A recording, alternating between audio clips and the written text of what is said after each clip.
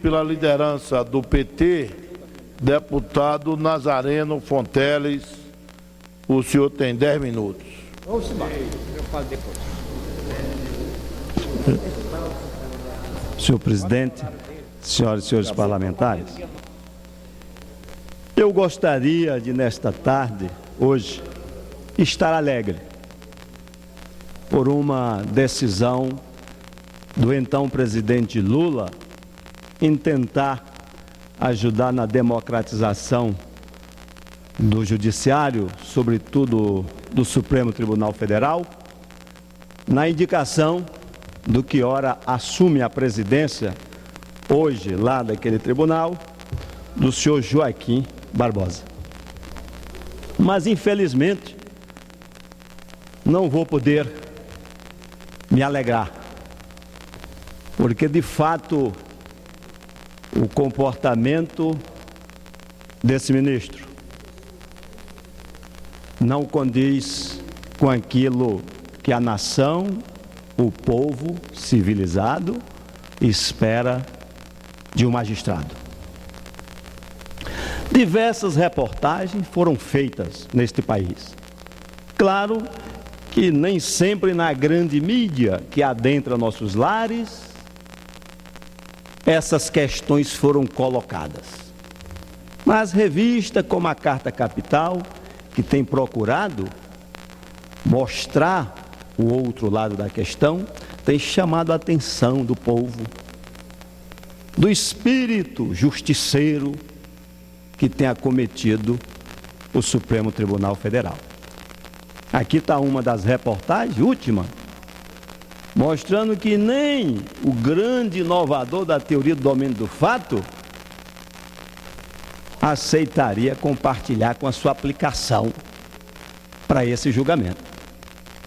E que Joaquim Barbosa, evidentemente, com a cumplicidade da maioria, aplicou com espírito de justiceiro e não de justiça, como uma espécie de vingança, por não ter provas para aplicar o devido processo penal, o devido julgamento, como o costume e a história desse país. Mas não foi isso que aconteceu.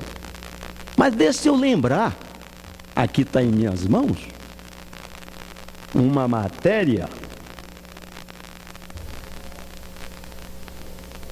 que saiu no Hora do Povo em 20 de agosto de 2008, relembrando esse espírito bélico, vingativo, que tem demonstrado o agora presidente do Supremo Tribunal Federal. O descaso com seus pares, o desrespeito. Aqui, por exemplo, registra diálogo duro, inoportuno e inadequado para um magistrado, na época com Eros Grau. Sabe por quê? É que ele, querendo ser mais importante do que os outros, se achando que era melhor do que os outros, porque esse é um espírito de vaidade muito grande que tem dele. Ele fez corretivo ao Eros Grau, porque na época deu habeas corpus para um assessor do Daniel Dantas.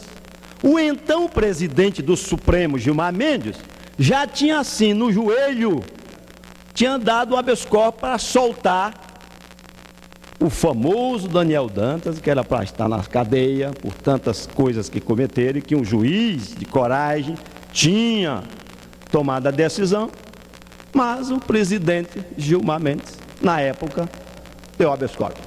Aí o Eros Grau deu o habeas corpus para um auxiliar do Daniel Dantas.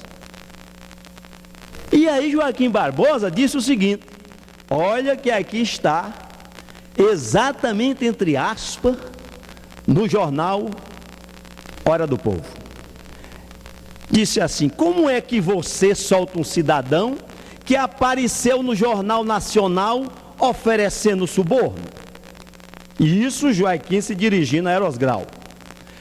Barcelos respondeu que não via fundamento para manter a prisão preventiva do Braz, que era o cidadão, porque se bandidos maiores saíram sob o efeito de um habeas corpus, por que aquele pé de chinelo haveria de ficar detido? Ou seja, se o tubarão Daniel Dantas estava recebendo habeas corpus do ministro, então presidente Gilmar Mendes, por que é que o Bagrinho, o Braz, auxiliar dele, não poderia também receber? Né? Seria até uma discriminação. Pois bem, então o Barbosa se preocupou com a mídia. Veja como são as coisas. Ele queria seguir a mídia. O magistrado que se submete à mídia não pode ser um juiz para fazer justiça, que é o que o povo quer. A gente até admite a influência na casa política, como nós, que nos submetemos ao crivo popular periodicamente, a influência da mídia. Mas o judiciário, jamais. Isso depõe contra a dignidade do magistrado. Isso depõe contra o povo, contra a Constituição do país. Mas veja bem, deixa eu contar melhor que a história. Passado um tempo, Eros Grau pôde dar o troco ao Joaquim Barbosa, porque o Joaquim Barbosa concedeu habeas corpus ao dito Daniel Dantas, para que ele não ficasse calado, não falasse na CPI que tratava das escutas telefônicas na Câmara dos Deputados. Veja como é a justiça de Deus, que essa é a de Deus. Faz acontecer com as mesmas pessoas para que a prepotência seja humilhada. O Joaquim pegou isso, autorizou o habeas corpus para o dito bandido Daniel Dantas ficar calado naquela CPI. Bom, houve mais algumas briguinhas dele com Eros Grau. Conversa vai, conversa vem. Eros Grau perdeu um pouco a paciência e rebateu, lembrando decisões dele, que a corte, que ele disse que o Eros Grau precisava estudar, que ele não estava fazendo as coisas com o nível de juridicidade que aquilo precisava. Aí o Eros Grau disse: olha, devo lembrar que decisões suas já foi corrigida, até boletim de ocorrência nós tivemos registrado tempos atrás pela sua mulher, porque você batia nela, tinha até BO, e não seria estranho que você batesse nesse velho, no caso Eros Grau. A então ministra Ellen Grace questionou inclusive se ele poderia assumir este mandato no Supremo, porque vivia batendo na mulher. Tinha esse fato ocorrido.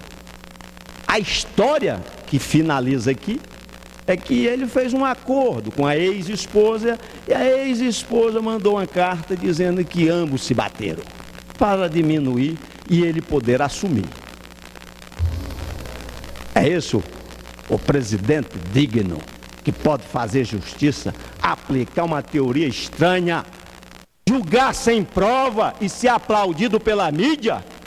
Eu quero ter a consciência limpa, que eu não participo desta festa e nem desta celebração. Eu quero magistrados independentes, que pode olhar para o mensalão tucano e para o mensalão do PT, o mensalão do DF aqui do DEM, mas com a mesma honestidade de princípio jurídico para julgar. Ele que teve na mão os dois, discriminou um e botou o dedo em riste no outro. Não é um magistrado à altura da presidência da casa. Decompôs o revisor Lewandowski, que tem experiência de ser juiz, porque foi desembargador muitos anos em São Paulo. Ele apenas foi promotor, não teve a experiência de ser juiz antes de chegar naquela casa. Devia ter humildade para aprender com o revisor. Também não teve. Eu imagino que ele não pode aprontar na presidência desta casa. Esta casa está sendo humilhada. Está aqui outra matéria, agora recente. Barbosa interfere na atribuição da Câmara, quer caçar os deputados, rasgar o artigo 55 da Constituição. Eu espero que a humilhação desta casa não aconteça. Essa casa não tem coragem de fazer o impeachment de vários ministros que estão lá, que já foi pedido lá, não esta daqui, mas a casa irmã, o Senado, que se acovarda, baixa a crista, não cumpre o dever constitucional de caçar ministro que não cumpre a lei da magistratura. Porque lá tem ministro, como o Gilmar Mendes, que tem esposa trabalhando em escritório da advocacia rico, que defende inclusive empresa dessa de comunicação que aplaude hoje Joaquim Barbosa, denunciado na revista Piauí, por um próprio advogado que pediu impeachment dele lá, e não acontece nada. Isso não é um escândalo? Não. Mas se um deputado aqui, por coisa muito menor, e se for do PT, menor ainda, será manchete, vai para o Jornal Nacional e vira um crápula, um bandido qualquer. Eu posso aceitar isso? Não. Eu fui rigoroso, peça paciência mais um minuto, presidente. Eu fui rigoroso nesta casa aqui em 2005, quando surgiu o escândalo do Mensalão, com o meu próprio partido, com o meu próprio governo, com até o presidente Lula. Fiz crítica desta dita tribuna. Agora passar 7 anos e 2 procuradores com 2 mandatos, não conseguir mostrar a prova, é uma vergonha. Aliás, esse Gurgel é uma vergonha, porque envolveu-se com o Cachoeira, com o Demóstenes, com o Daniel Dantas, se assentou em cima da operação da Polícia Federal por 3 anos, como pode ter moral para encaminhar, por exemplo, os pedidos que a CPI do Cachoeira está fazendo, agora com o relatório? Não tem moral. Andou futricando nesta casa e no Senado, para que não seja aceito pelo Senado o escolhido por esta casa pela 2ª vez, como foi denunciado pelo presidente Marco Maia, para compor o Conselho Nacional do Ministério Público. Isto é uma afronta. Um procurador desmoralizar 512 representantes eleitos da nação? Eu não posso aceitar isso calado, porque seria uma ofensa a Deus, não é nem aos meus princípios. É o mínimo que eu tenho que fazer, porque nem Cristo aceitaria o que está acontecendo no Supremo com este conluio, com esse procurador. Porque Cristo, na hora que viu a pecadora que tinha cometido adultério, não aceitou que aqueles juízes apedrejassem ela. E era a lei da época. Sabe por quê? Porque eles estavam mais sujos do que ela. É o que ocorre hoje. Estão mais sujos esses do que os que estão lá sendo julgados como culpados. Muito obrigado, senhor presidente.